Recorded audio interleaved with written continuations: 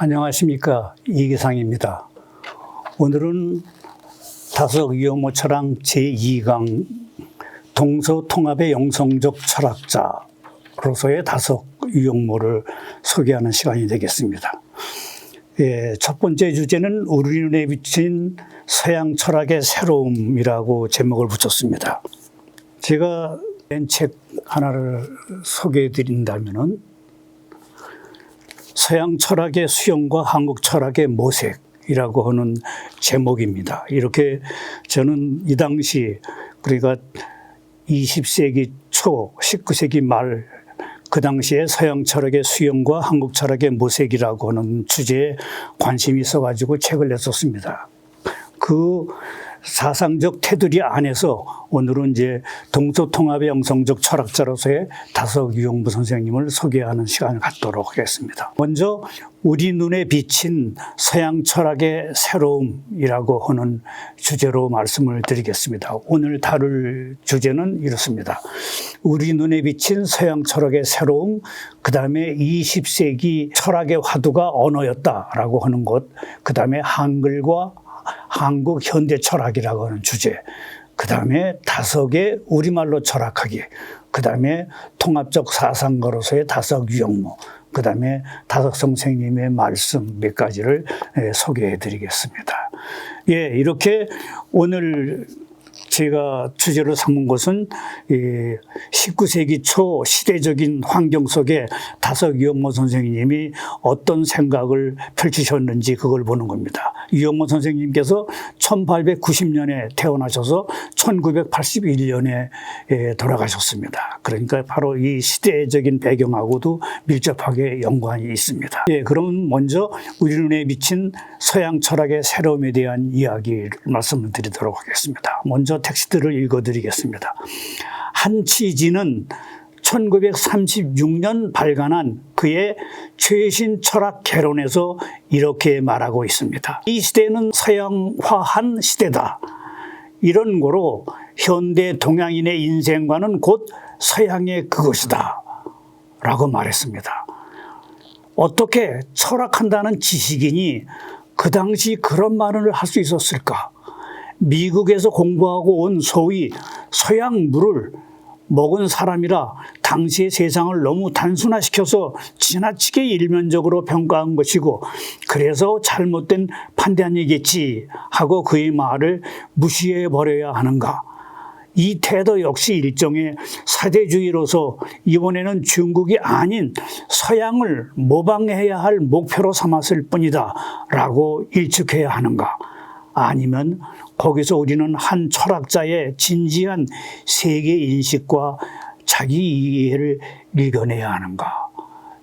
저는 이 문장을 읽고 이러한 다양한 생각들이 오갔습니다.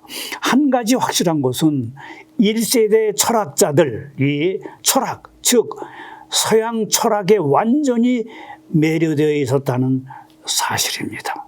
그것은 단순한 지적 호기심이 아니라 현실을 변혁하기 위한 몸부림이었다는 사실입니다. 달라진 세계를 제대로 보고 그에 올바로 대처해야 함을 깨달은 필연적인 대응 태도였다는 점입니다. 과거에 경직된 세계관과 인간관이 종국에는 나라를 잃는 아픔을 안겨주었다는 뼈아픈 각성 속에 세계가 어떻게 바뀌며 돌아가는지, 인간이 무엇이며 어떻게 살아야 하는지를 알고자 한 실전적 결단이었습니다. 그 대답을 서양 철학이 줄 수 있으리라고 믿고 그것을 공부하기 시작했던 것입니다. 서양 철학도 넓게는 동아시아의 유학이나 도학처럼 신, 우주 또는 자연, 인간에 대해 다루고 있음을 이들 1세대 철학자들뿐 아니라 그 전에 유학자들도 알고 있었습니다. 같은 주제에 대한 대답이 다른 것을 보면서 이전의 유학자들은 자신들의 입장에서 대개는 윤리적으로 판단하며 일고의 가치가 없다고 일축하였습니다. 그러나 서양의 대포와 기선에 의해 물리적으로 기선을 제압당하고 어쩔 수 없이 개항을 한 뒤에는 태도를 달리할 수밖에 없었습니다. 이제는 동도 서기의 정신으로 서양의 문명을 배우려는 자세로 태도를 바꾸었던 것입니다. 그런 과정에서 서양의 세계관, 인간관, 가치관을 접하면서 서양의 힘이 단순히 물리적인 힘에 바탕하고 있는 것이 아님을 논리적으로, 이치적으로 깨닫게 된 것입니다. 무엇이, 어떤 점이 서양에게 동양보다 강한 힘을 주어 세계 변화를 주도해 나갈 수 있는 지도적 위치에로 올려놓았는지를 곰곰이 따지며 헤아리게 되었습니다. 20세기 초 한국의 지식인들은 서양의 발달된 문명이 합리적 과학적 세계관, 자유와 평등에 기초한 개인주의적 인간관, 우승열패, 적자 생존에 바탕한 사회 진화론으로부터 양분을 얻고 있음을 알게 됩니다. 그리고 그러한 모든 것의 밑바탕에는 기초학문이며 원리학문으로서의 철학이 놓여 있음을 인식하게 됩니다. 이렇게 접하게 된 철학에서 1세대 철학자들은 무엇보다도 합리적으로 과학적으로 탐구하는 방법에서 획기적인 새로움을 발견합니다. 한치지는 철학을 이렇게 정의합니다. 철학은 생활의 일반 경험과 과학적 연구로서 얻은 모든 사실을 종합하고 이해하여 철학 연구자의 심리적 욕구와 일치하는 합리적 세계관과 인생관을 작성하려는 지적 분투라 할 수 있다라고 말입니다. 안호상 선생은 철학함을 강조했습니다. 현실 안에 적고 큰 모든 것을 이와 같이 보며 또 생각하여서 그것의 최후의 근본인 참을 찾으며 알려 하는 것이 곧 철학적 사색이요 또 철학하는 것이다 라고 안호상 선생은 철학강론이라는 책에서 얘기합니다. 안호상 선생의 말씀을 더 들어보죠. 모든 것은 노력의 결과며 결정이다. 노력의 희생을 거절하는 이는 결국 저 자신의 발전과 생존조차 거절하는 결과를 낳게 된다. 개인의 인격과 지식이라든지 또는 인류의 문화는 결코 감 따듯이 따온 것도 아닐 뿐더러 돌 줍듯이 주워온 것이 아니며 오직 사람이 노력으로 흘려진 땀과 눈물과 또 피의 결정체인 것이다. 어찌 비단 사람의 일만이 그러하리요. 자연 만물이 역시 끊임없이 움직이며 꿈쩍이는 필연적 결과임에 틀림이 없다라고 안호상 선생은 말씀하십니다. 이제 지금까지의 논의를 마무리 지으면서 우리는 최초의 철학자들이 서양 철학에서 본 새로운 점을 다음과 같이 정리해 볼 수 있겠습니다. 우선 무엇보다도 그들은 전통적인 동아시아의 세계관이 동아시아 밖의 세계를 설명하기에는 충분하지 못하다는 것을 깨달았습니다. 유럽까지 포함한 더 넓은 세계를 올바로 인식하고 해석하기에는 더 포괄적인 세계 해석의 틀이 요구됨을 인정해야 했습니다. 그것이 우선은 동아시아인이 모르고 있는 서양 철학을 배워야 할 이유였습니다. 그 다음 그들은 유럽의 막강한 문명을 가능케 한 사상 또는 철학을 배워 동아시아인의 세계 인식의 변화와 세계 개조에 활용해야 함을 통찰합니다. 그것을 당시의 철학자들은 근대주의라고 이름하였습니다. 한 세기 전까지만 해도 오랑캐라고 깔보았던 서양과 일본이 발달된 문화와 문명을 앞세우고 중국과 조선으로 밀고 들어온 역사적 현실을 설명해 줄 수 있는 이론을 알아내야 합니다. 그것을 그들은 사회 진화론이라고 명명하였습니다. 그 다음 세계 개조와 역사 전개의 주체는 결국 인간인데 서양인들은 어떤 인간관을 가졌길래 동아시아가 생각하지 못한 변혁을 이루어냈는가? 자유와 평등에 기초한 개인주의가 그것임을 그들은 확신하였습니다.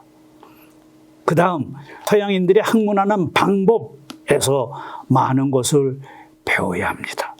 구체적인 경험을 바탕으로 계량화된 관찰 방법을 동원하여 합리적이고 과학적으로 사태에 입각하여 연구 조사하는 실증적인 방법을 배워야 합니다. 그리고 이론적으로 납득이 될 때까지 모든 것에 대해 집요하게 물고 늘어지는 비판적이고 논증적인 학문의 태도를 배워야 합니다. 전통의 권위에 얽매여 있지 않고 정통성의 확보에 주력하지 않고 보다 나은 삶과 살기 좋은 세계를 만들기 위해 끊임없이 모든 것을 새로운 관점에서 보고 해석하려는 미래지향적이고 창의적인 태도를 높이 사는 학문 정신을 배워야 한다고 깨달았습니다. 이러한 수용과 배움의 시간이 흘러 어느덧 한 세기가 지났습니다. 이제 이 땅의 철학자들은 거꾸로 서양 철학자들의 좁은 세계관, 인간관, 가치관을 깨우쳐주고 그로써 자기 파멸의 나락으로 돌진하고 있는 인류를 구원하기 위해 동서 철학의 통합을 모색하는 지평융합의 철학을 시도할 때가 되었습니다. 이제 시야를 돌려서 20세기 지구촌의 철학적 상황을 다시 한번 반성적으로 살펴보도록 해야 되는 시점에 온 것입니다. 이것이 제가 이 강을 시작하면서 던지는 문제제기입니다. 우리 눈에 붙은 서양 철학의 새로움이 어땠었는지에 대한 이야기입니다. 그래요. 그러면 지금 말씀드린 것을 이제 간단하게 PPT를 통해서 다시 한번 요점을 정리해 보도록 하겠습니다.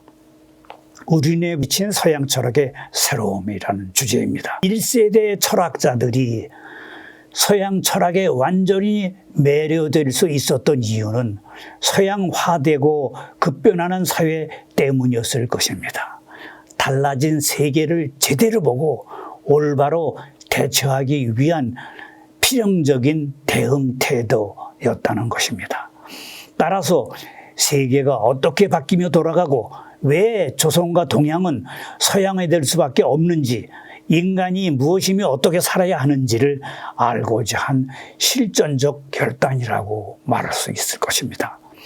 전통적인 동아시아의 세계관이 동아시아 밖의 세계를 설명하기에는 충분하지 못했기 때문에 더 넓은 세계를 올바로 인식하고 해석하기에는 더 포괄적인 세계 해석의 틀이 필요했던 것입니다. 유럽의 막강한 문명을 가능케 한 사상 또는 철학을 배워야 했습니다. 세계의 개조와 역사 전개의 주체는 결국 인간이기에 인간에 대한 서양의 인간관을 배워야 했습니다. 합리적, 과학적, 실증적인 학문하는 방법을 배워야 했습니다. 이런 시대적인 환경이 있었던 것입니다. 그래서 여기에 대한 이미지를 좀 본다면 혼일 강리 역대 국지도라고 하는 지도가 1402년에 태종 2년 제작된 지도라고 합니다. 그 당시에는 이렇게 지도를 그렸는데 여기에는 이제 오히려 대한민국 한반도는 크다랗게 나오고 딴 데는 오히려 적게 나오는 이제 그런 자기중심적인 그림을 그렸음을 볼 수가 있습니다. 그래요. 그러면 이제 그 다음 주제로 넘어가서 언어, 20세기의 화두라는 철학적인 화두를 가지고 오늘 우리가 처한 상황을 한번 살펴보도록 하겠습니다. 20세기 들어서서 새롭게 등장한 화두는 언어입니다. 인간이란 무엇인가? 라는 물음에 이미 아리스토텔레스는 철학의 시작에 인간은 이성적인 동물이다 라고 규정하였습니다. 여기서 이성적 동물이라는 규정은 본래 그리스어로는 언어의 능력이 있는 생명체라는 뜻이었습니다. 세계가 달라지면 낱말과 개념도 달라집니다. 언어의 능력이 있는 생명체, 조언, 로곤, 에콘이라는 그리스어가 라틴어 아니마 라시오날레로 번역되면서 이성적 동물이 된 것입니다. 그리스인은 이미 그 당시에 인간을 언어와 관련지어서 생각하였습니다. 그런데 언어를 살펴보면 민족마다 다릅니다. 언어만큼 믿을 수 없는 것도 없습니다. 언어는 믿을 수 없으면 믿을 수 있는 것은 인간의 사고, 사유 속에 있는 것입니다. 말로 표현하기 전에 사유 안에 소위 말하는 머릿속에 있는 것이 이성입니다. 그것은 사유를 통해서 진리에 도달할 수 있는 어떤 것입니다. 그렇다면 진리를 어떻게 보고 표현할 수 있겠습니까? 그리하여 진리의 인식과 표현에 문제가 생기는 것입니다. 그런데 누군가 나는 진리를 보았다고 주장해서 그 진리를 증명해 보라고 질문받았을 때 그는 그것을 증명하기 위해 표현하려면 말이 필요합니다. 진리에는 경험을 통해 알아보는 인식 차원의 문제가 있고 그것을 표현하여 남에게 이야기하기 위해서는 반드시 언어가 요구된다는 언어 차원의 문제가 있습니다. 19세기 이전까지는 언어의 문제, 표현은 생각하지 않았습니다. 왜냐하면 언어는 오직 하나라고 생각하였기 때문입니다. 이성이 하나이듯이 언어도 진리도 하나라고 생각하였습니다. 그 하나뿐인 언어와 진리는 라틴어로 표현된 것이었습니다. 그런데 그리스 시대에는 그것이 그리스어였습니다. 여기에는 암암리에 언어를 독점하려는 생각이 밑바탕에 깔려 있음을 알 수가 있습니다. 인간이란 무엇인가? 라는 물음을 던지며 인간과 야만인을 구별할 때 대부분의 이른바 문화민족이 인간과 야만인을 구별하는 기준으로 삼은 것은 언어였습니다. 그리스 시대에 인간과 야만인을 구별하는 척도는 그리스어로서 그리스어를 아는 사람은 인간이었고 그걸 모르는 사람은 야만인이었던 것입니다. 그 시대에 이미 민주주의가 있었다고 말하지만 그 민주주의는 그리스어를 아는 극소수의 사람에게만 해당되는 정치체계였습니다. 로마 시대도 마찬가지였습니다. 이때에는 라틴어를 아는 사람만이 인간으로 인정받았습니다. 언어를 아는 사람만이 진리를 알 수 있었는데 여기에는 하나의 언어, 하나의 이성, 하나의 진리라는 생각이 전제되어 있었던 것입니다. 이것은 동아시아에도 마찬가지였습니다. 우리는 예전에 한문을 기준으로 구별하여 한문을 아는 사람은 인간으로 대접받았고 한문을 모르는 사람은 야만인, 오랑캐로 여겼습니다. 이처럼 동서양을 망라하고 언어를 둘러싼 싸움은 매우 치열했습니다. 언어를 독점한 지배층들은 자신들이 알고 있는 언어와 지식을 모든 사람들이 공유하는 것을 바라지 않았습니다. 그들은 천민들이 언어를 배워 자신들처럼 되는 것을 두려워하였습니다. 중세시대에는 책이라는 건 성서 하나뿐이었습니다. 그 나머지는 성서에 대한 해설서들이었습니다. 교회는 이 책들을 자기 아래 두고 그에 해당되지 않는 그 밖의 책들은 모두 금서로 불살라 버리도록 하였습니다. 언어를 독점한 것입니다. 우리도 마찬가지였습니다. 몇 안 되는 지식인들은 그들만이 아는 언어를 다른 사람들이 배워 그들의 영역을 침해할까 우려하여 아예 배울 수 없도록 온갖 장치를 마련하여 배우는 것을 방해하였던 것입니다. 근대화가 되면서 가장 먼저 일어난 사건은 언어 독과점 시대의 종말입니다.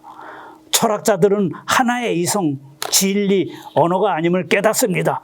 프랑스어, 독일어, 영어 등 언어가 모두 다른데 어떻게 특정한 언어로만 진리에 이를 수 있다고 주장할 수 있는가? 그렇다면 이제 진리의 기준을 어디에 두어야 하는가? 사람들은 이제 진리는 하나라는 것을 인정한다 하더라도 그 진리는 언어에 따라 다르게 표현됨을 알게 됩니다. 이렇게 언어에 따라 다르게 표현되는 것은 시간의 흐름과도 연관이 있습니다. 언어와 시간을 상징하는 바로 그것, 그 안에 언어와 시간이 농축되어 있는 곳이 바로 몸입니다. 몸에는 혀가 있고 죽음이 있습니다. 그 전에 이성과 진리는 죽지 않는 것이었습니다.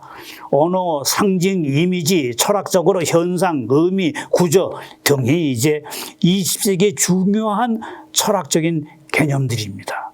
여기에서 이제 언어와 시간이 만납니다. 이제 이러한 언어를 화두로 펼쳐진 지구촌 철학 상황이 한국에서는 어떻게 영향을 미치며 전개되어 왔는지를 간략하게 이어서 살펴보기로 하겠습니다. 예, 그래요. 그럼 먼저 지금 다룬 것을 이제 PPT를 통해서 다시 한번 요약 정리해 보도록 하겠습니다. 언어, 이것은 이제 20세기의 화두입니다. 고대 그리스 시절부터 19세기까지 언어는 이성과 같은 것이었고 그 이성을 개발하면 진리에 닿을 수 있다고 생각했습니다. 그러나 이제 20세기 들어서 진리에는 경험을 통해 알아보는 인식 차원의 문제가 있고 그것을 표현하기 위해서는 반드시 언어가 요구된다는 언어 차원의 문제를 깨닫게 됩니다. 기존의 하나의 언어, 하나의 이성, 하나의 진리라는 생각은 근대화와 함께 이제 종말을 맞이합니다. 진리는 하나라고 하더라도 언어에 따라 다르게 표현될 수밖에 없다는 것을 알게 된 것입니다. 또한 언어가 농축되어 있는 몸은 시간의 흐름을 따르고 죽음이 있기 때문에 20세기 이제 철학에서 언어와 시간이 만나게 됩니다. 예, 이렇게 이제 20세기에서 벌어지는 하나는 이제 언어론적 전환이라고 얘기했죠. 그래서 예, 근대화는 인식론적 전환이라고 그러죠. 그래서 코페르니쿠스적 전환이라고 그러는데 그런데 이제 21세기 와가지고는 바로 언어론적 전환이 일어나고 이 언어론적 전환을 강력하게 주장하면서 철학은 곧 언어 철학이다 라고 주장한 사람이 바로 그 유명한 루드빅 위트겐슈타인입니다. 그의 논리철학 논고는 그야말로 20세기의 성서가 된 셈입니다. 예, 바로 이것이 트라타투스 로지코 필로소피쿠스라고 하는 이 위트겐슈타인의 논리철학 논고입니다. 예, 이것이 이제 완전히 세계를 뒤집어 놨다고 볼 수가 있지요. 예. 예, 이제 이러한 언어론적 전환, 거기에 맞춰서 이제 우리도 우리 자신을 되돌아봐야 됩니다. 언어론적 전환이 일어나고 있는 20세기, 우리는 어떻게 대응할 것인지, 거기에는 철학이라고 하는 개념, 철학이 해야 될 과제, 이 모든 것들이 달라지고 있는 것입니다. 그래서 이제 지금 다룰 것은 이제 한글과 한국 현대 철학이라고 하는 이제 주제가 되겠습니다. 그럼 먼저 텍스트를 읽어드리겠습니다. 언어는 민족의 기억이며 세계관의 반영입니다. 언어는 존재의 집이며 하느님, 존재의 부름에 대한 인간 측의 응답입니다.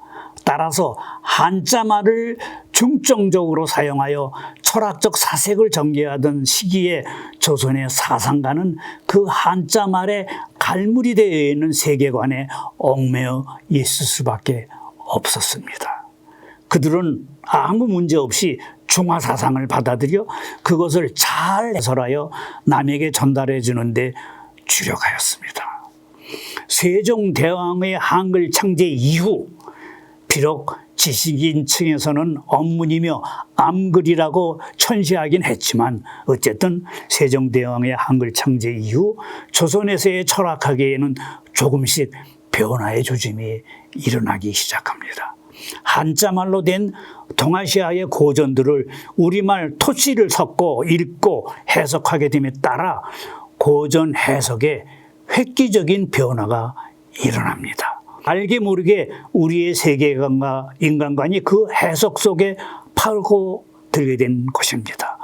조선에서의 4단 7정론을 우리는 이런 관점에서 해석할 수 있습니다. 이태계와 이을곡의 중국과는 다른 독특한 사상도 이런 맥락에서 보아야 합니다.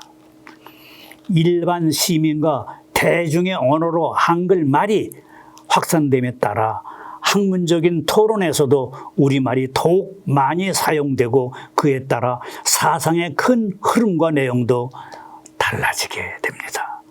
여기에 더하여 서양의 문명이 동아시아에 유입되어 지식인들 사회에 문명의 충돌을 야기시킵니다. 정약용, 임성주, 홍대용, 최한기 등이 철학학위를 이런 상황 속에서 주체적인 철학학위를 시도한 예라고 볼 수 있습니다.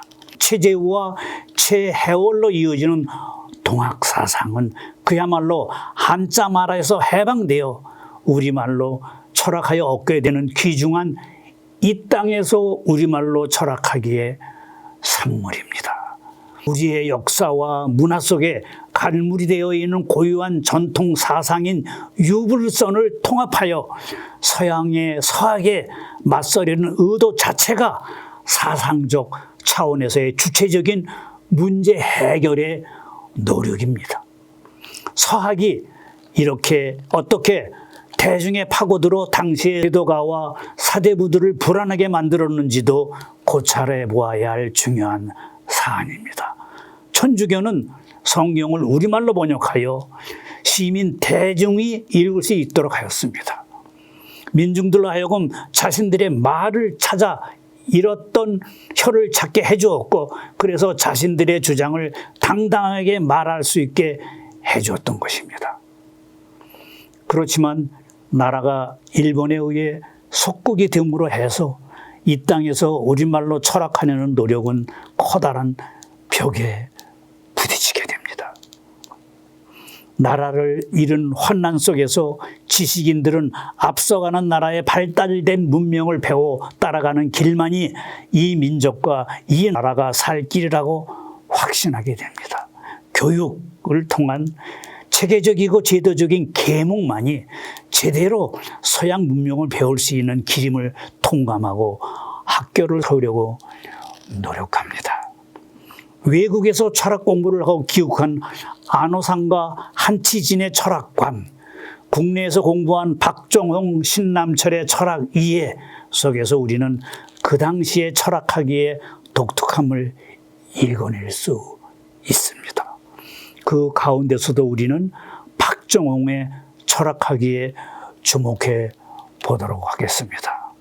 그래서 제가 좀 전에 소개해 준 서양 철학의 수용과 한국 철학의 모색에서도 바로 이런 논의를 구체적으로 자세하게 다룬 것입니다. 박정홍은 철학이 이 땅 우리의 현실에서 출발해야 함을 절감한 이론으로서의 철학이 아닌 철학하기를 강조한 20세기 한국의 대표적인 철학자라고 말할 수 있습니다. 그 스스로 고백하듯이 그를 철학하게끔 강요한 것은 선택의 여지 없이 내던져진 그의 억울한 역사적 현실이었습니다.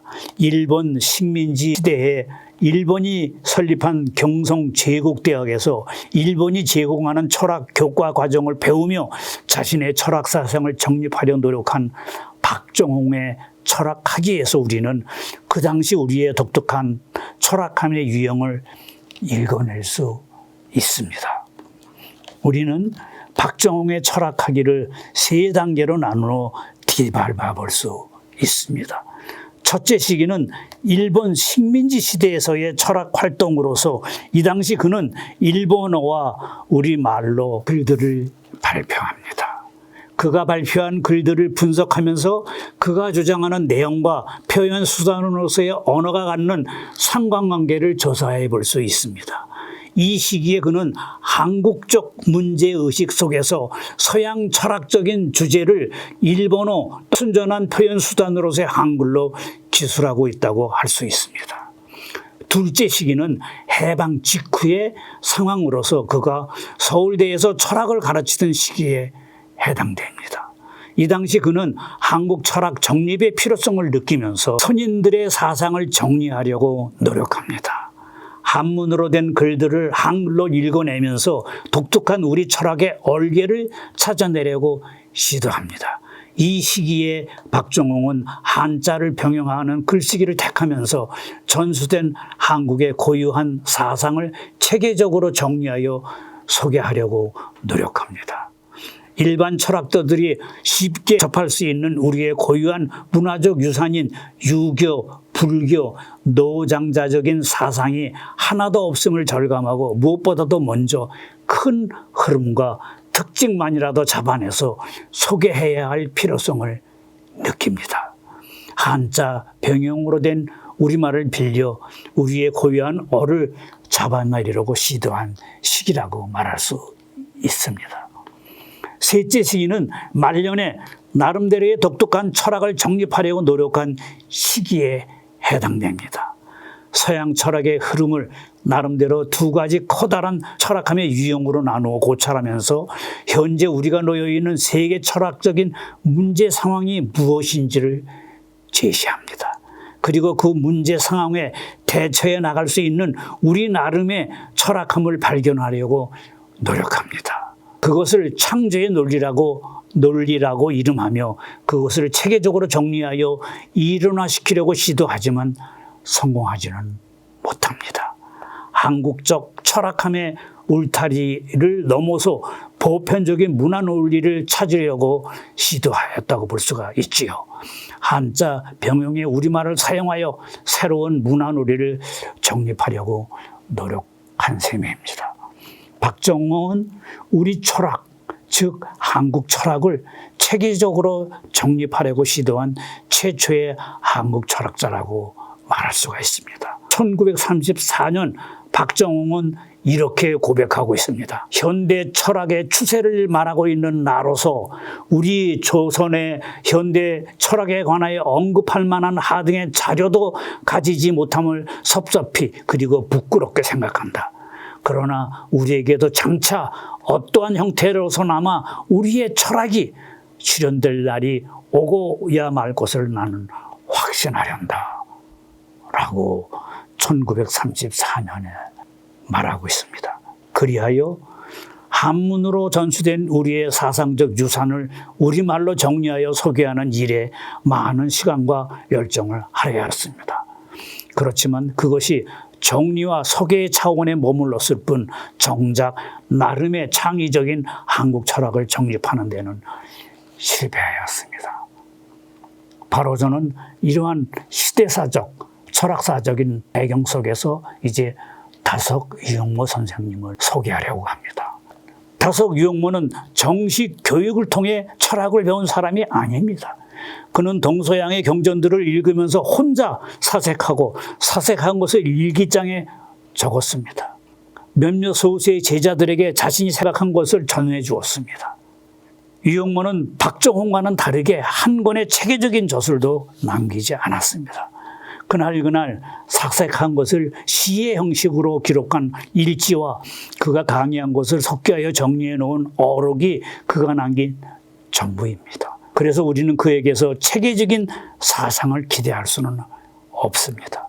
그럼에도 그의 말 속에서 우리는 그만의 독특한 사상의 큰 얼개와 특징을 찾아낼 수 있으며 그것을 통해 그가 인간과 세계 그리고 신에 대해 어떻게 생각하고 있는지를 정리해낼 수 있다고 봅니다.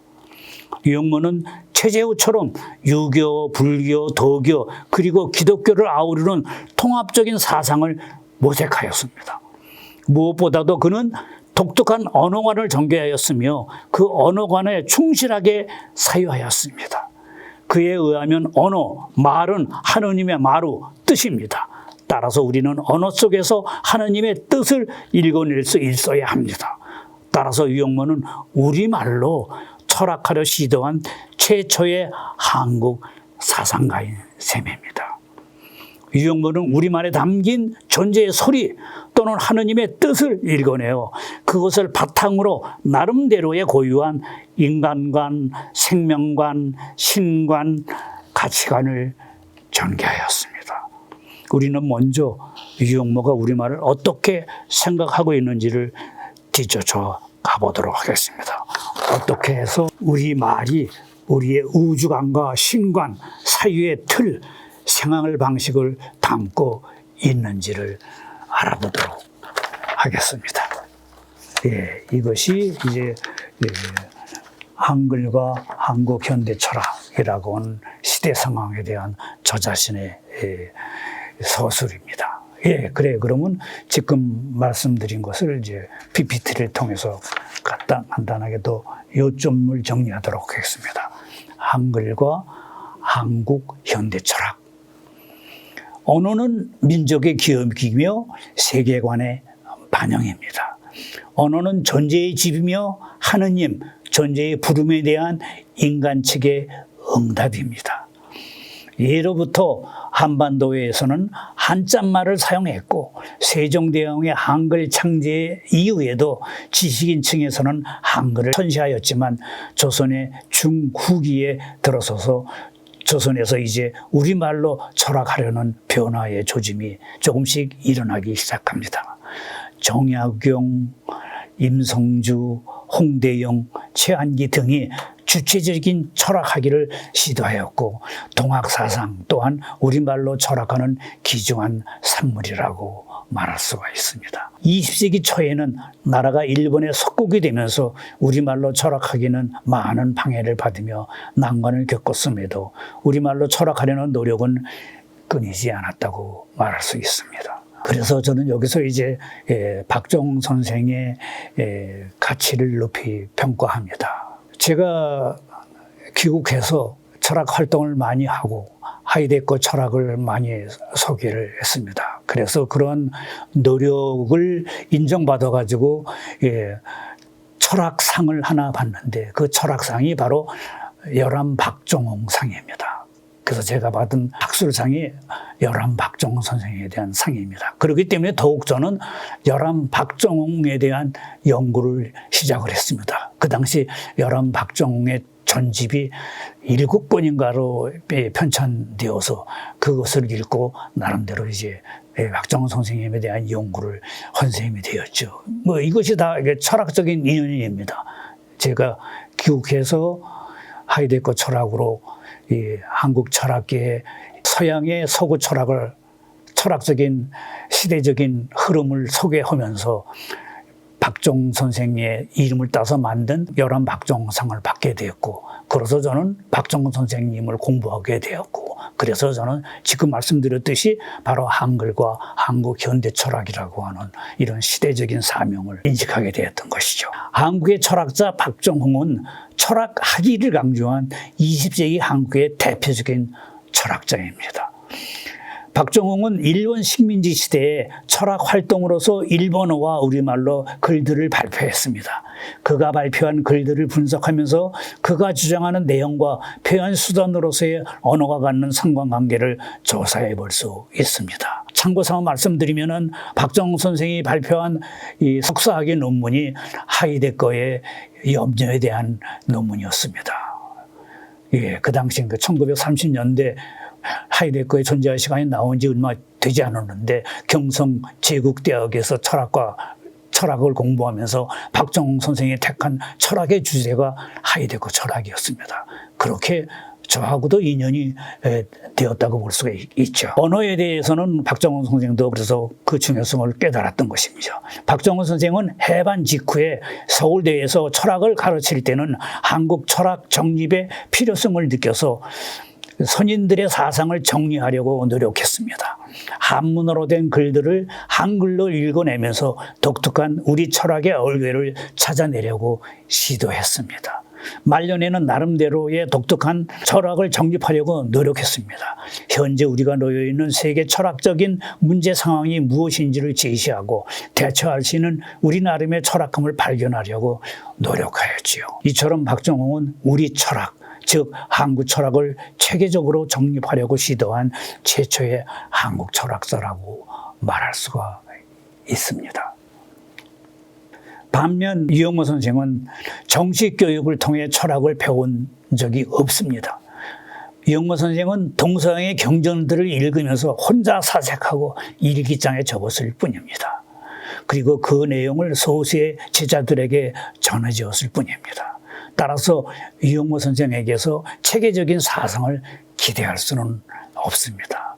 하지만 그럼에도 그의 말 속에서 우리는 그만의 독특한 사상의 큰 얼개와 특징을 찾아낼 수 있으며 그가 인간과 세계 그리고 신에 대해 어떻게 생각하고 있는지를 정리해낼 수 있다고 봅니다.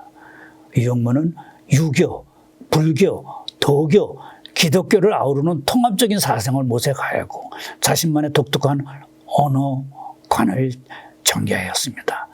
그래서 저는 이영모는 우리말로 철학하려고 시도한 최초의 한국 사상가라고 명명을 하고 이렇게 다석 선생님의 철학을 높이 사면서 현대 철학, 한국 현대 철학을 연 창시자라고 소개하고 있습니다.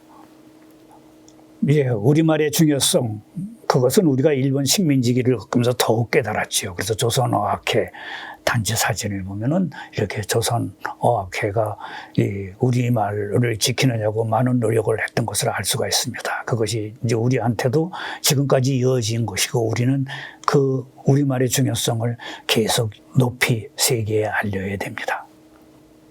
예, 이것이 이제 박정홍 선생의 사진입니다. 예, 이것이 좀 전에 제가 말씀드린 서양 철학과 수용과 한국 철학의 모색이라는 책입니다. 그래서 이 당시의 시대적인 상황과 철학의 흐름에 관심이 있으신 분들은 이 책을 한번 읽어보시면 되겠습니다. 예, 그래요. 그러면 이제 다석의 우리말로 철학하기 이 주제로 넘어가도록 하겠습니다. 예, 먼저 텍스트를 읽어드리겠습니다. 다석의 우리말로 철학하기. 다석 사상에 뛰어난 가운데 하나는 그동안 언문, 암글이라고 무시되고 천시받아온 한글로서 학문할 수 있고 철학할 수 있음을 아니 그렇게 철학의 형을 보여준 데 있다고 저는 감히 말합니다. 다석 선생은 우리말 속에서 말 건네오고 있는 하느님의 소리를 듣는다고 믿었으며 바로 우리말 속에 우리의 독특한 삶의 방식, 사유, 방식, 철학이 들어있음을 강조하고 있습니다. 다석 선생은 우리의 한글이 하느님의 계시로 이루어진 글이라고 말합니다. 우리 한글은 참 이상합니다. 우리말에는 하늘의 계시가 있는 것 같습니다.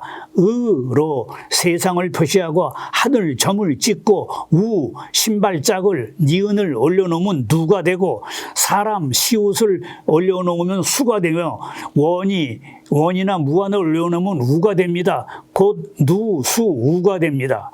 세종대왕이 한글을 만들 때 이것을 생각했는지 아니면 우연인지는 몰라도 우리 글에는 무슨 하늘의 계시가 있음이 분명합니다.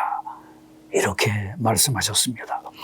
사람만이 만들어낸 말과 글은 어느 말이나 어느 글이나 하느님의 계시로 안 된 것이 없다고 보아야 할 것입니다. 그 말이 생긴 것은 하느님을 향해 나아가려는 사람의 기도에서 얻은 산물이라고 말할 수 있습니다. 글은 하느님의 뜻을 세상에 알리는 도구입니다. 그러므로 글은 진리를 통해야 합니다. 다석은 우리의 한글도 한자와 다름없는 뜻글자의 구실을 가지고 있다고 봅니다. 세종 임금이 한글을 지을 때 자연의 원리에 입각하여 만들었기 때문에 모음, 차음이 나름대로의 뜻을 지니고 있다고 보는 것입니다. 한글의 차음은 입, 목구멍, 입천장, 혀, 입술, 이에 모양을 본또 만들고 음의 강도에 따라 3단계화하였습니다. 한글의 모음은 천지인을 으뜸으로 하여 만든 것입니다. 아래아 음은 아오로 읽습니다. 본디는 원음으로 아기가 옹알이를 할 때 처음 내는 소리입니다. 덩어리가 분해되지 못한 소리를 내는 것도 아음입니다. 원음이 수직으로 내려 사람의 이가 되고 원음이 수평으로 건너가 땅인 의가 되었습니다. 원음 아래아가 사람 이 뒤에 아가 되고 원음 이 사람이 앞에 오게 되면 어가 됩니다. 아래아가 땅인 위에 가서 오가 되고 아래로 내려와서는 우가 되는 것입니다. 원음인 아래아는 빈탕한 데에 점 하나를 찍은 형상입니다. 그것은 통 빈 무에서 이제 무엇인가 생겨나오는 존재, 생기, 우주 발생의 모습을 보여줍니다. 그야말로 무에서 유가 발생돼 나오는 태초의 시작을 감탄하며 라고 외치는 형상입니다. 타석은 아침, 너 그러한 의미로 풀이하여 아침은 처음에서 비롯된 것으로 봅니다. 이 태초의 아래아에서 계속 발생되어 나오는 우주의 생성은 그 전체를 가늠할 수 없는 무한한 하나로서 다름 아닌 즉 하나인 것입니다. 이렇게 천지인이 아우러져 하나로 포개지는 우주적인 사건을 우리말의 구조가 담고 있음을 다석 선생은 본 것입니다. 다석이 즐겨 쓰는 우리말에 얼과 알이 있습니다. 앞에서 보았듯이 아래아는 아는 무엇인가 어둠을 뚫고 생겨나오는 것을 말합니다. 그 아래아에 리을이 합쳐진 것이 알입니다. 리을은 다석에 의하면 바로 변화 그 자체입니다. 변화의 한가운데 있음을 바로 이 리을이 나타내고 있는 것입니다. 따라서 알은 모든 변화를 품고 이제 그 변화를 자신 안에서부터 풀어나가기 시작하는 단계를 표현하는 것입니다. 씨알은 바로 그러한 모든 변화의 가능성을, 온갖 가능성의 씨를, 모든 변형의 소가를 자신 안에 품고 있는 상태를 보여주고 있는 것입니다.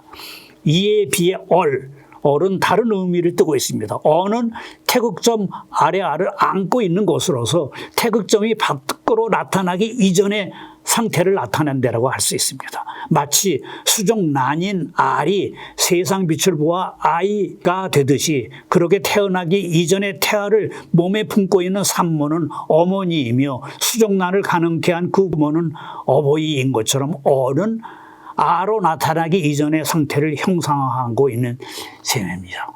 따라서 얼은 모든 변화를 가능케 하는, 생겨나와 다양하게 존재하는 것을 가능케 하는 그런 어떤 것이며 아직 나타나지 않았기 때문에 형상을 갖추지 않고 있는, 볼 수 없는 어떤 것입니다.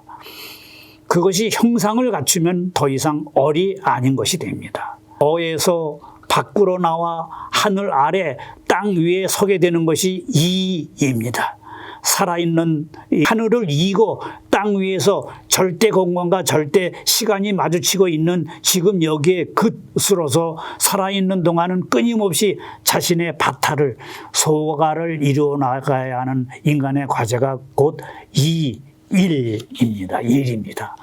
다석 선생은 우주 아래서 터져나와 끊임없는 변화와 생성 속에 존재하고 있는 우주 전체를 가득 채우고 붙잡고 유지해주고 있는 것이 곧 얼이라고 보며 존재하는 모든 것을 감싸며 지탱시켜주고 있는 하나의 얼을 하늘이라고 합니다. 그리고 절대 공간과 절대 시간이 거기에서 마주치고 있는 그으로서의 인간에서 이 하늘은 얼로서 깨어나게 됩니다. 그래서 다석 선생은 영원한 생명인 하나님의 그릇이 나라고 봅니다. 그자의 가로로 그은 막대기는 세상입니다.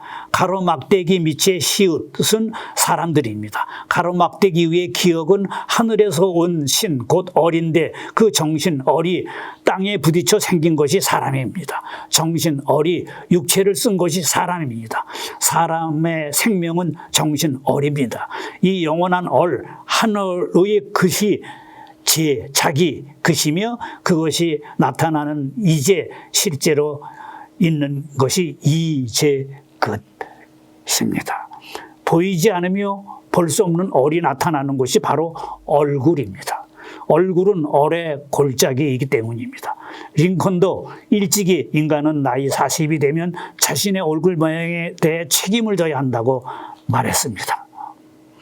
제 것으로 살아야 하는 인간은 몸 나에 사로잡혀서도 안 되고 마음 나의 마음을 뺏겨서도 안 되고 얼나로 손나야 됩니다.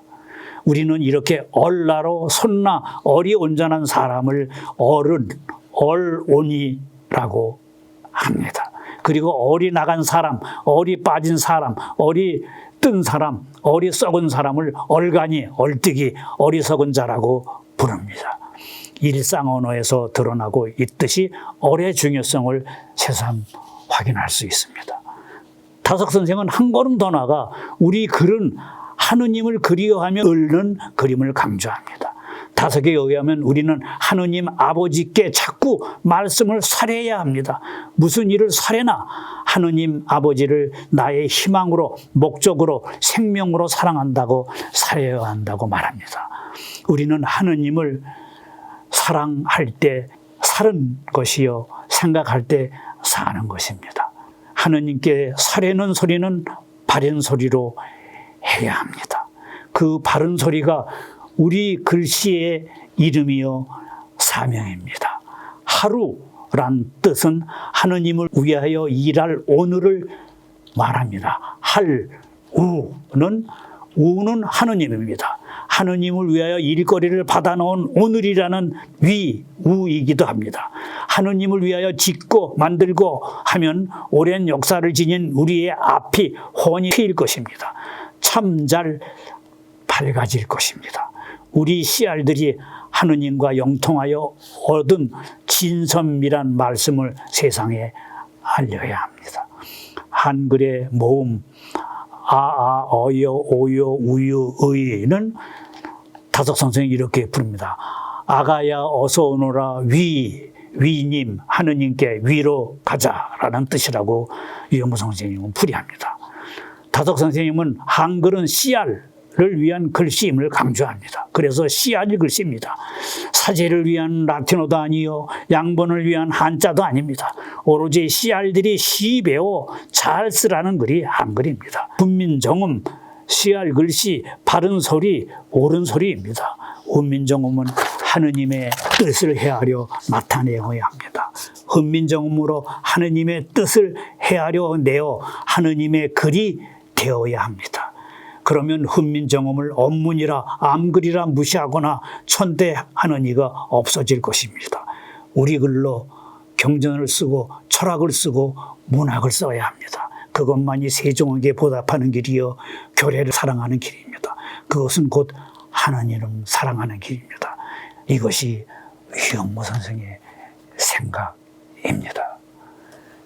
이렇게 유영모 선생님은 바로 이 우리말 속에서 하늘의 뜻을 보고 있습니다. 그러니까 언어론적 전환이 일어나고 있는 바로 20세기 다석 선생님은 우리말에서 바로 언어론적 전환을 읽어내고 계시다고 볼 수가 있죠. 그래요. 그러면은 지금 말씀드린 것을 또 간단하게 PPT를 통해 정리해 보도록 하겠습니다.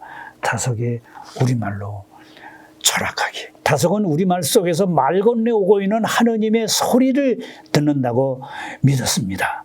바로 우리말 속에 우리의 독특한 삶의 방식, 사유 방식, 철학이 들어있음을 강조한 것이죠. 원음인 아래아는 빈탕 한 대에 점 하나를 찍은 형상입니다. 텅 빈 무에서 이제 무엇인가 생겨나오는 존재, 생기, 우주 발생의 모습을 보여주는 것입니다.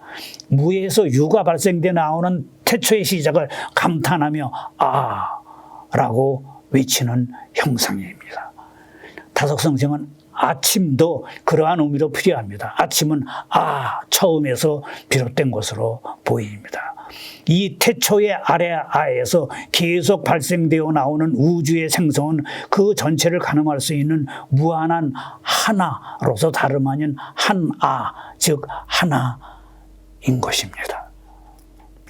다석은 우리말 얼과 아를 자주 씁니다. 얼과 아를 중요하다고 봅니다. 아래아 내지 아는 무엇인가 어둠을 뚫고 생겨나오는 것입니다. 그 아래아에 이제 리을이 합쳐진 것이 알입니다. 리을은 바로 변화 그 자체를 나타냅니다. 따라서 알은 모든 변화를 품고 이제 그 변화를 자신 안에서부터 풀어나가기 시작하는 단계를 표현한다고 볼 수가 있습니다.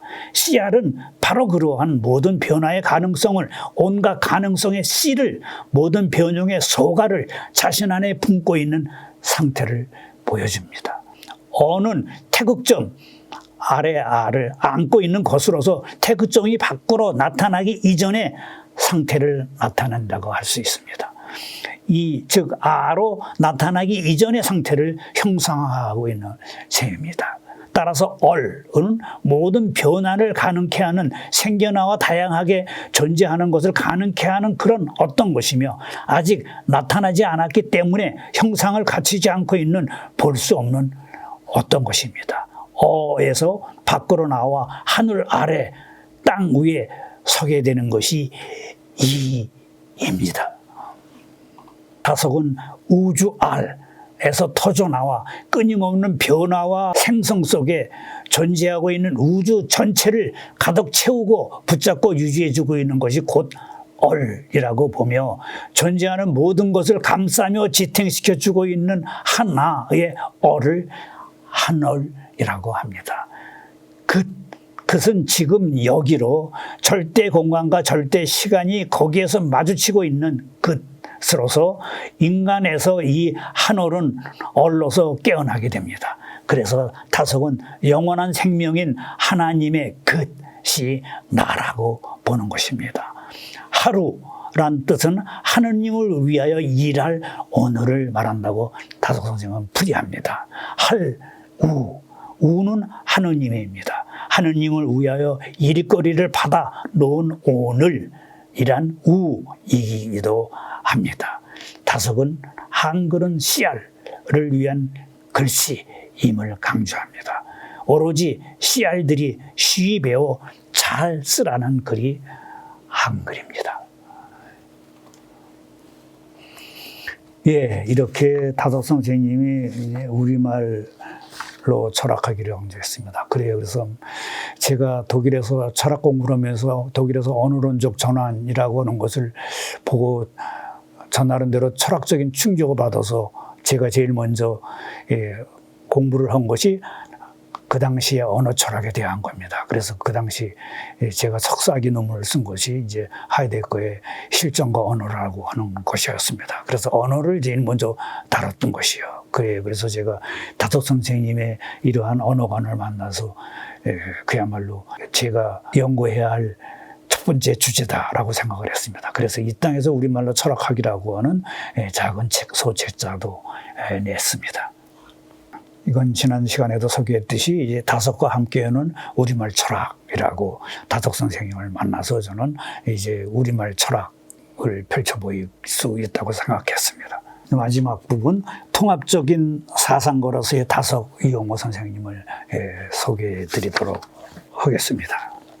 먼저 텍스트를 읽어드리겠습니다. 통합적인 사상가 다섯 이용모. 우리는 우리가 처해 있는 시대적 상황과 우리가 살고 있는 삶의 현실을 외면할 수 없습니다. 우리는 지금 철두철미 서두화된 세계 속에 살고 있습니다. 이제는 서양 것이 더 이상 서양만의 것이 아닌 셈이 됐습니다. 이미 우리 안에 들어와 우리 것이 되어버렸습니다. 그러기에 충효나 옛것을 고집하여서는 안 됩니다. 우리의 역사, 전통, 문화 속에서 타원주의 삶을 이끌어 나갈 수 있는 다양한 삶의 논리나 문법을 가지고 현대 인류가 더불어 함께 살아갈 수 있는 인류의 문화를 풍요롭게 할 수 있는 어떤 것을 찾아 나서야 한다고 생각합니다. 그것이 우리가 해야 할 일입니다. 바로 그 점에서 저는 다섯이 무언가를 보여주었다고 생각했습니다. 통합적인 사고방식이 한국 사상의 독특함이며 현대 사상계에 기여할 수 있는 부분일 것이라고 생각했던 것입니다. 한국 사상에 희망이 있다고 한다면 그것은 서서히 은근하고 끈기 있게 자기 것으로 만들어 나가는 통합 능력이라고 저는 생각했습니다. 한국 음식 중에 많은 외국 사람들이 제일 좋아하는 것 중 하나가 바로 비빔밥이라고 합니다. 외국인들은 그것이 매우 한국적이라고 말합니다. 그것이 바로 우리가 살 수 있는 길입니다. 21세기 우리의 문제를 가지고 고민하는 사람들, 한국에 놓여있는 서구 문명의 충격 속에서 우리 것을 모두 버리고 서양 것을 배우자고 따라 나섰던 많은 사람들과 서양 오랑캐들이라고 그들을 무조건 배척하고 우리 것만을 고집하던 사람들, 이 둘을 어떻게 조화롭게 살려나갈 것인지 고민해 본 사람들이 있습니다. 그런데 그렇게 고민하는 사람들이 별로 많지 않았습니다. 그 얼마 안 되는 사람 중에 수은 최재우와 다석 유영모를 우리는 대표적인 인물로 꼽을 수 있을 것입니다. 유영모는 공자의 말을 비판 없이 그대로 받아들이고 따르라고 하지 않았습니다. 공자에서 잘못된 것은 여지없이 비판하고 장자, 노자, 불교, 유교, 기독교도 마찬가지였습니다. 비판할 것은 비판하고 우리 것으로 만들 것은 우리 것으로 만들어야 한다고 주장하였습니다. 유영모는 어디에도 얽매이지 않는 자유로운 사상가였습니다. 유영모는 우리 것을 찾아 유불선 기독교를 섭렵하면서 그것들을 씹고 또 씹어 잘 소화시켜 우리 것으로 만들어내려 하였습니다. 20세기 한국의 사상가라 할 수 있는 사람은 5분입니다. 제도권에서 그나마 통합적인 사고를 하려 노력한 사람으로서는 열암 박정홍이 있습니다. 그런데 박정홍은 박정희 정권 때 국민교육헌장을 만들어 정치 이데올로기의 선봉의 선고 때문에 그 빛이 바랬습니다. 그렇지만 지금 철학계의 박정홍과 같이 통합적인 문제의식을 가지고 있는 사람이 없습니다. 그가 제시한 해결책에는 문제가 있다 하더라도 그가 가지고 있었던 치열한 문제의식은 우리가 배워야 합니다. 그 문제의식을 우리가 배워 다시 한번 주체적이며 통합적으로 사유하려 노력할 때 수입상이나 고물상이라는 자조 섞인 비아냥을 면하게 될 것입니다. 그래야 우리 것을 찾아 살릴 수 있을 것이고 찾아낸 것을 가지고 세계 시장에 내놓을 수 있는 사상과 철학을 만들어낼 수 있을 것입니다. 이들이 가지고 있었던 문제의식과 우리가 처해 있는 현실을 되돌아보면서 우리가 가지고 있는 가능성이 무엇인지, 우리의 전통 속에서 미래를 제시할 수 있는 진주로는 어떤 것이 있는지 주의 깊게 연구하고 살펴 그런 진주들을 하나씩 찾아내어 하나로 엮어낼 수 있는 끈을 만들어야 합니다. 구슬이 아무리 많아도 그대로 방치한다면 아무 소용 없습니다. 우리의 역사, 문화, 전통 속에 영롱한 진주가 많이 있습니다. 우리는 그것을 찾아내어 하나의 실로 깨어내야 합니다. 그런데 불행하게도 우리에게는 바로 그 실끈이 없습니다. 하나로 엮어낼 수 있는 실끈을 들고 나오는 사람은 거의 항상 서양 사람입니다. 서점에 가보면 노자, 장자, 공자, 기독교에 대한 책뿐만 아니라 우리의 양반에 대한 대책을 쓴 사람마저도 잘 나가는 책들은 모두 외국 학자들이 쓴 책입니다. 이것이 우리의 비극입니다. 우리가 그 끈을 찾아서 제시하지 못하고 있기 때문입니다. 우리는 생각할 것은 생각은 하지 않고 눈이 벌게서 어디 쓸만한 것은 없나 찾으러 대들기만 하기 때문입니다. 감나무를 심고 갖고 와서 훌륭한 감을 수확한 뒤 그것으로 좋은 곶감을 만들어낼 생각은 않고 다 된 곶감만을 찾아 돌아다니고 있습니다. 이제라도 스스로 생각하는 어려움을 자초해야 합니다. 어떤 끈으로 진주를 깰 것인지 생각하고 고민해야 합니다.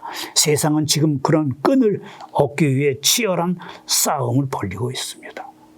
세계를 알아야 우리 자신도 제대로 알 수 있습니다. 세계의 문제가 무엇인지, 서양의 지식인들은 그 문제를 풀기 위해 어떻게 노력하고 있는지, 그들이 가지고 있는 잣대, 그들이 제시하고 있는 끈은 무엇인지를 알아내요. 우리도 세계가 필요로 하는 끈을 만들어 우리의 구슬을 깨어 세계 문화시장에 내놓아야 합니다. 이렇게 우리가 놓여있는 세계의 문제점을 풀기 위해 우리 스스로를 되돌아보고 해결책을 찾아 고민하기 시작한 사람이 바로 저는 다석 유영모라고 봅니다.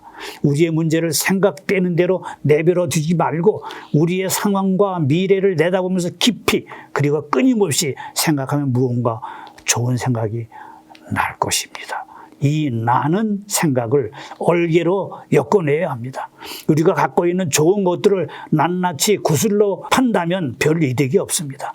서양인들은 그 구슬들을 재료로 해서 새로운 것을 만들어 우리에게 대팔 것입니다. 그러면 우리는 그것을 다시 사들여서는 마치 우리 것인 것처럼 착각하고 뽐내고 자랑하며 다닙니다.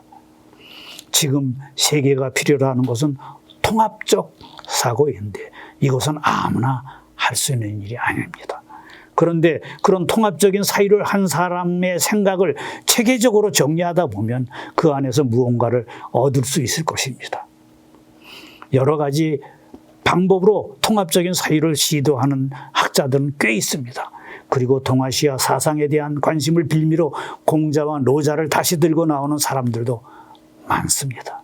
그러나 현대의 우리에게 필요한 사람은 공자와 노자를 내세우는 사람이 아니라 오늘날의 공자나 노자입니다.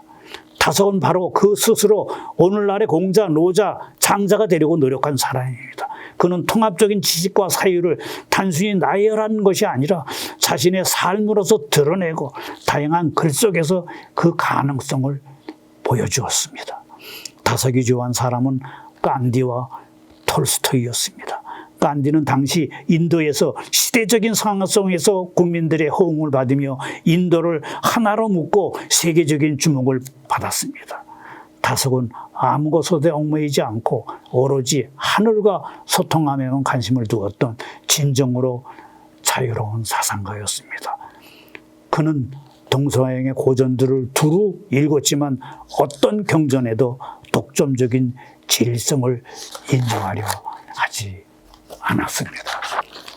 이것이 제가 통합적인 사상가로서 다석 유영모 선생님의 장점으로 꼽은 내용들입니다. 그래요. 그러면은 지금 읽어드린 거를 다시 한번 요점 정리를 해보도록 하겠습니다.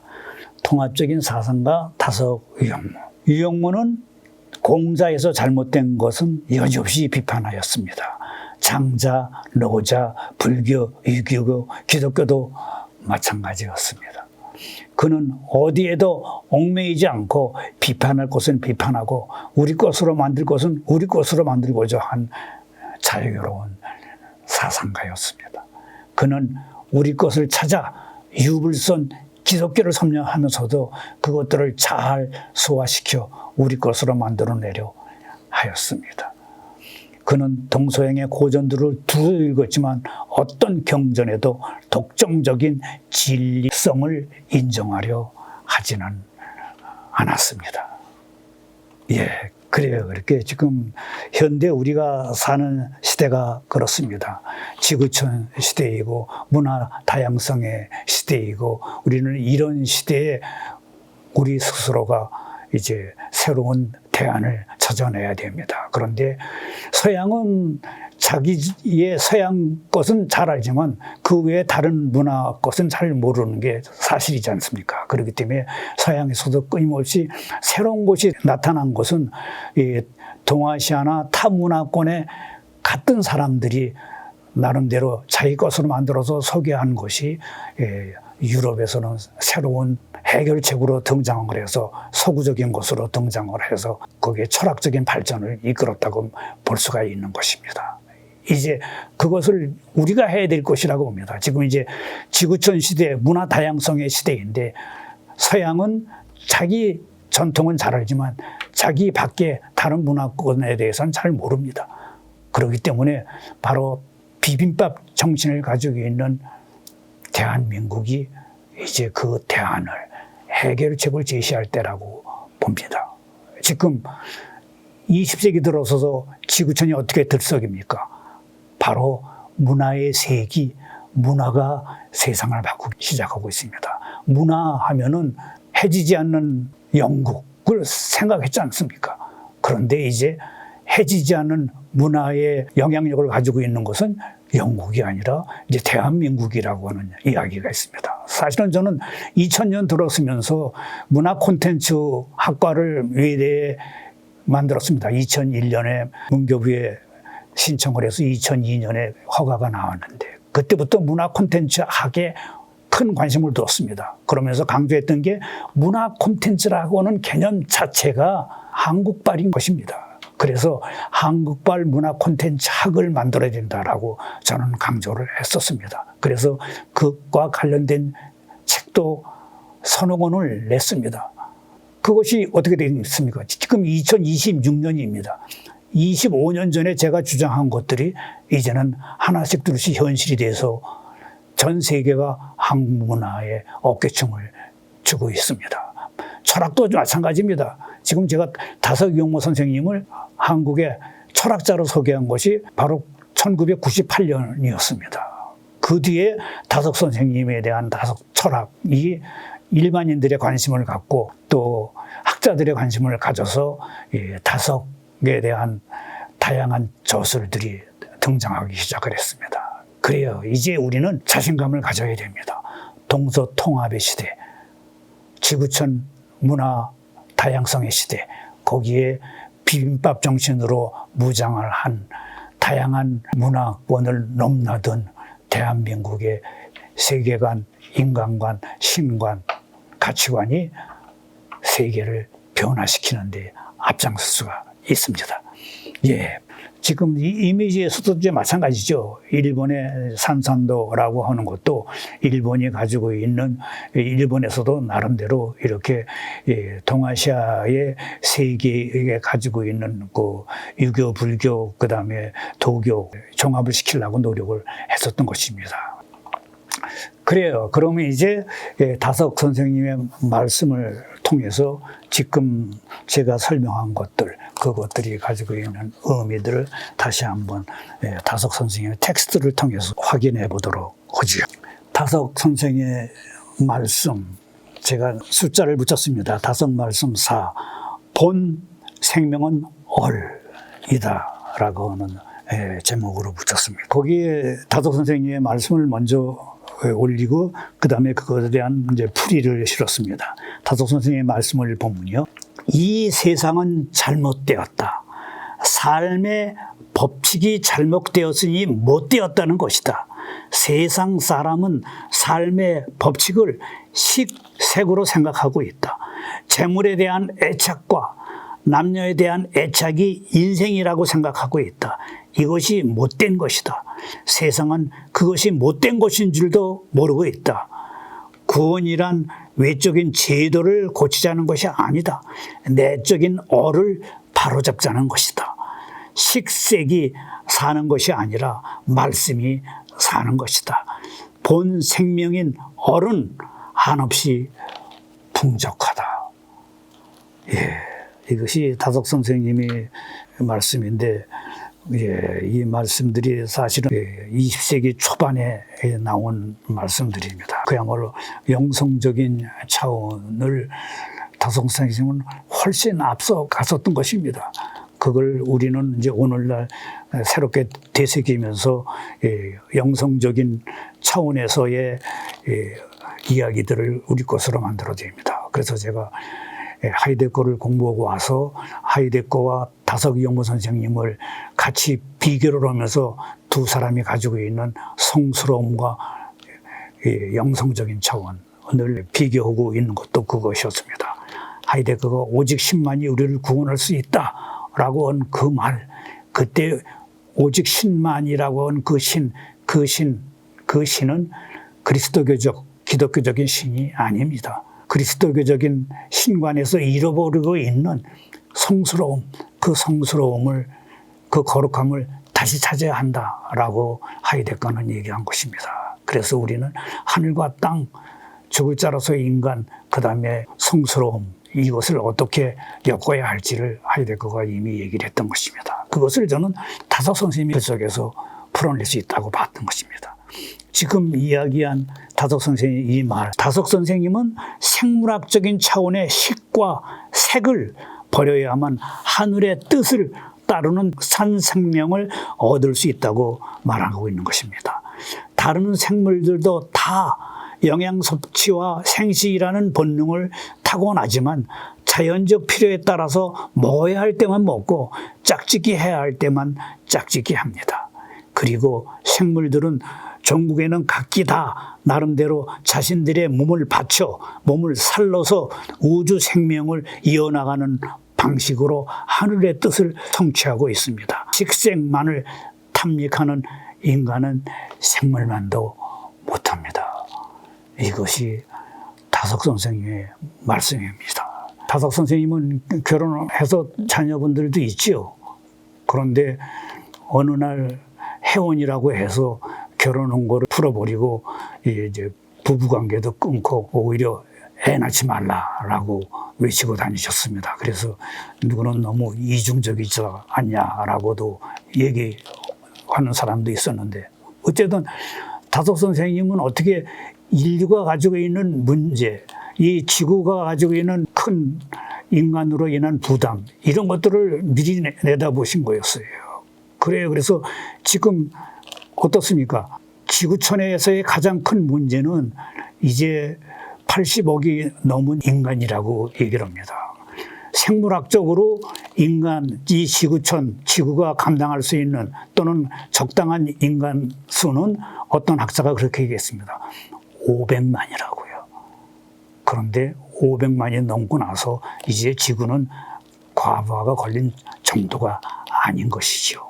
이제 이 지구촌의 가장 큰 문제는 인간이라고 볼 수가 있습니다. 그래서 다석 선생님은 인간 외에 다른 존재자들을 봐라 이거죠.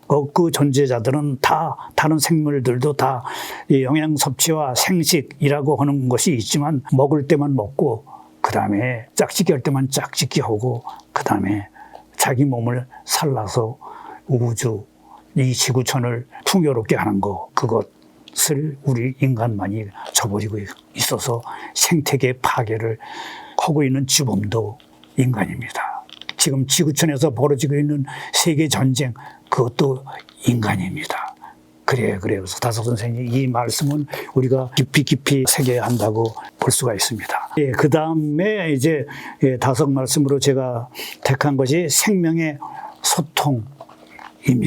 다석 선생님은 아주 오래전에 벌써, 그러니까 아마 1900년, 20년 그전 청년 시대에 쓴 글입니다. 산다는 것은 때와 곳을 옮기면서 곧 내 생명을 변증하면서 일을 하는 것이니, 나와 남과 물건 세 편이 연결하는 가운데 생명이 소통하면서 진리를 나타내며 광명이 따른다. 청년 다석이 한 말입니다. 산다는 것은 때와 곳을 옮겨다니면서 곧 내 생명을 변증하면서 일을 하는 것, 나와 남과 물건 이 세 편이 연결하는 가운데 생명이 소통하면서 진리를 나타내며 광명이 따른다라고 했던 거.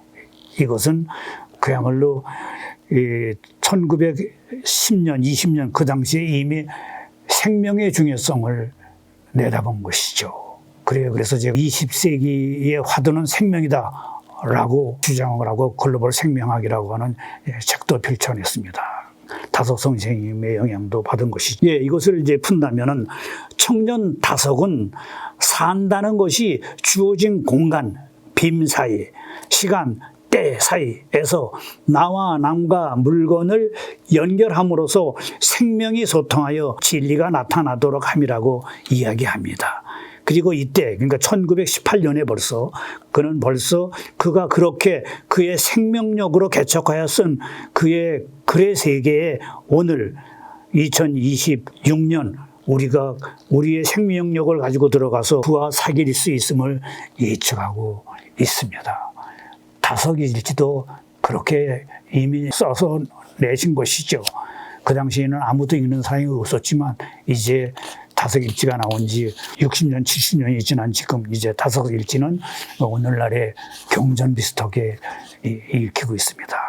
여기서 저는 이제 다석 선생님이 얘기하고 있는 사이존재라고 하는 것에 크게 영향을 받았습니다. 그래서 제 아호도 사이몸, 새몸이라고 만든 것도 바로 다석 선생님이 얘기하고는 사이존재. 그래서 저는 이제 빔 사이, 때 사이, 사람 사이, 하늘 땅 사이라고 해서 이것을 이제 4차원으로 펼쳐가지고 저 나름대로의 철학을 구축해 나가고 있습니다. 그래서 그것을 저는 살림, 섬김, 비움, 나눔, 그 사이존재의 가치관을 살림, 섬김, 비움, 나눔이라고 나름대로 정리를 했습니다. 그래서 그것을 저 나름대로 살섬비나 운동이라고 얘기하고 다녔습니다.